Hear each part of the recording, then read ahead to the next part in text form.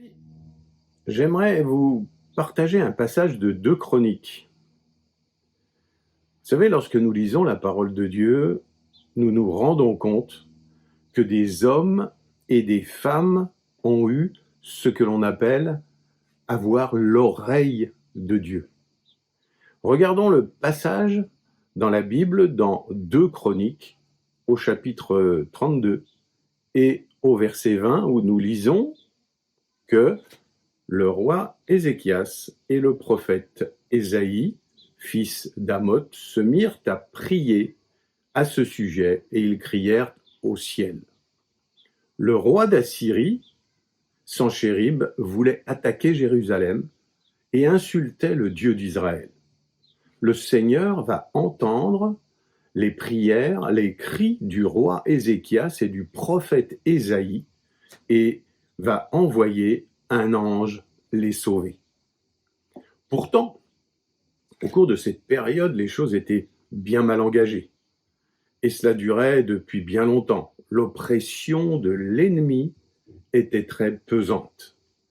Toutes les solutions humaines, diplomatiques, militaires, étaient vouées à l'échec. Alors ces 2 hommes, l'un roi, l'autre prophète, vont mettre leur foi en action et aller chercher l'oreille de Dieu.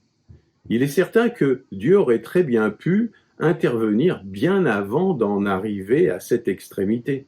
Mais je crois que Dieu aime que nous comprenions qu'aucune solution de la terre ne vaudra celle qui vient du ciel. Ces hommes vont venir chercher l'oreille de Dieu. Et lorsque l'on connaît l'histoire de ces 2 hommes, on sait qu'ils cherchaient la présence de Dieu, qu'ils cherchaient l'écoute de Dieu.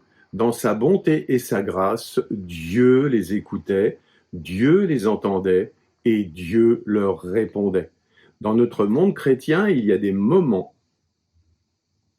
où des hommes et des femmes qui ne sont ni célèbres, ni importants, ni sur le devant de la scène, qui ne font pas parler d'elles, mais qui ont l'oreille de Dieu. Lorsque ces personnes prient, que ce soit pour vous ou pour une situation, Dieu les écoute et vous pouvez vérifier l'exaucement de la situation très rapidement. Ce sont des gens précieux qui sont là pour vous, pour moi, et pour croire que la grâce de Dieu est en notre faveur. Elle ne se vante pas, elle ne se glorifie pas. Est-ce que vous aimeriez faire partie de ceux qui ont l'oreille de Dieu? Avoir de l'influence dans le monde, c'est bien. Avoir de l'influence auprès des gens influents et avoir leur oreille, c'est certainement bien et bénéfique. Mais cela ne vaudra jamais d'avoir l'oreille de Dieu. Vous savez, j'aime à dire que les solutions du ciel ne se mettent jamais en place sans l'intervention discrète mais efficace de ceux qui demandent à Dieu et qui sont écoutés de Dieu. Essayez d'imaginer la scène. Le jour où Ézéchias et Ésaïe ont prié à ce sujet, Dieu a peut-être demandé le silence à ses anges en disant « Chut !